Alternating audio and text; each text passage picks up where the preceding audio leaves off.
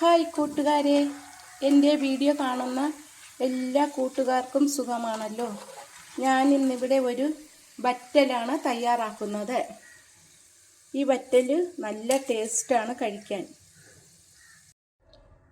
ശീമച്ചക്ക വറ്റലുണ്ടാക്കാൻ നീളത്തിനാണ് ഞാൻ ശീമച്ചക്ക അരിഞ്ഞെടുത്തിരിക്കുന്നത്. അതിലേക്ക് നമുക്ക് ആവശ്യത്തിന് ഒരു 1/4 സ്പൂൺ ഉപ്പുപൊടി ചേർത്ത് കൊടുക്കാം. എന്നിട്ട് ഇതൊന്ന് മിക്സ് ചെയ്യാം.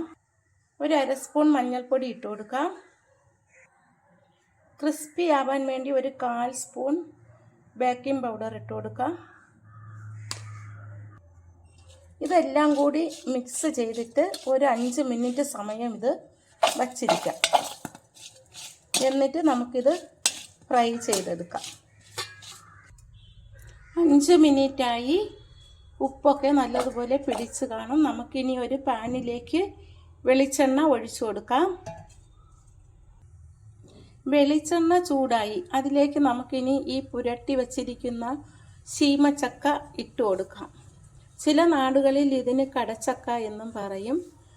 ഇവിടെയൊക്കെ ശീമച്ചക്ക എന്നാണ് പറയുന്നത്. ഇത് നമുക്ക് തിളച്ച എണ്ണയിലേക്ക് ഇട്ട് കൊടുക്കാം.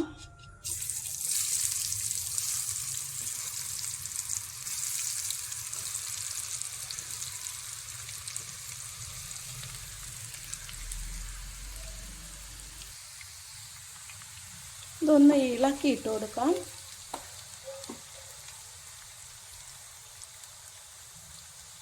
ഇത് മുരിഞ്ഞു വരാൻ കുറച്ച് സമയമെടുക്കും.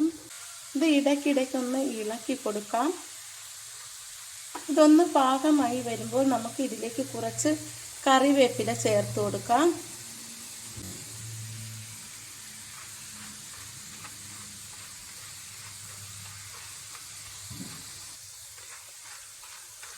ഇത് നല്ല പാകമായോ എന്ന് അറിയാൻ വേണ്ടിയിട്ട് ഒരെണ്ണം ഇങ്ങനെ എടുത്ത് ഒടിച്ച് നോക്കിയാൽ മതി. അപ്പോൾ അറിയാം. ഒടിയുന്ന പരുവമാകുമ്പോൾ ഇത് പാകമായി. ഇത് നമുക്കിനി കോരി മാറ്റാം. കോരി ഒരു പാത്രത്തിലേക്ക് മാറ്റിയിടാം. ഇത് കോരി മാറ്റുമ്പോൾ തന്നെ ആ ചൂടിലേക്ക് കുറച്ച് കായപ്പൊടിയും ഇട്ട് മിക്സ് ചെയ്യണം. അതിൻ്റെ കൂടെ തന്നെ കുറച്ച് മുളക് പൊടിയും കൂടി ചൂട് വറ്റലിൽ ഇട്ട് ഒന്ന് മിക്സ് ചെയ്ത് കൊടുക്കണം. അപ്പോൾ ടേസ്റ്റ് ഇരട്ടിയാകും. ഇതാണ് അതിൻ്റെ നല്ല ടേസ്റ്റ്. കുറച്ച് കായപ്പൊടിയും കുറച്ച് മുളക് പൊടിയും ആ ചൂട് വറ്റലിൽ തന്നെ ഇട്ട് കൊടുത്താൽ മതിയാകും.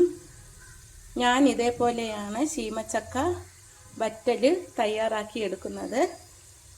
എൻ്റെ ഈ വീഡിയോ ഇഷ്ടമായെങ്കിൽ എല്ലാവരും ഇതുപോലെ ഒന്ന് ട്രൈ ചെയ്ത് നോക്കണേ.